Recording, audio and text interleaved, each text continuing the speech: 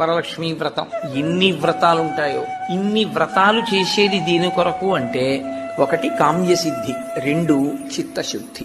ఏ కోరిక లేకపోతే చిత్తశుద్ధి కొరకు చేసినట్టు, ఏదైనా కోరికతో చేస్తే కామ్యంతో చేసినట్టు. రెండిటిని అనుగ్రహించగలిగి ఉంటాయి. ఇలా రెండిటిని అనుగ్రహించగలిగినటువంటి వ్రతములు మీరు ఏ కోరిక కోరుకోకపోయినా తప్పకుండా ఇది మాత్రం మీరు చెయ్యండి.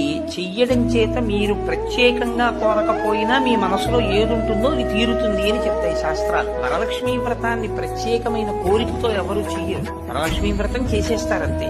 ఎందుకు వరలక్ష్మీ వ్రతం చేసేస్తారు అంటే దానికి ఒకటే ఫలితం: భర్త దీర్ఘాయుష్మంతుడు అవ్వడం, పిల్లలు సుఖంగా ఉండడం. ఈ రెండు ప్రత్యేకంగా కోరి వ్రతం ఏ ఆడది చెయ్యదు. ప్రతి ఆడదానికి ఉండే కోరిక ఈ రెండే. కాబట్టి వరలక్ష్మీ వ్రతం ప్రత్యేకంగా చెయ్యాలా కోరికతో, లేకపోతే ఏ కోరిక లేకపోయినా చెయ్యాలా అంటే ఆ కోరిక నీకు ఎప్పుడూ ఉంటుంది. కాబట్టి వరలక్ష్మీ వ్రతం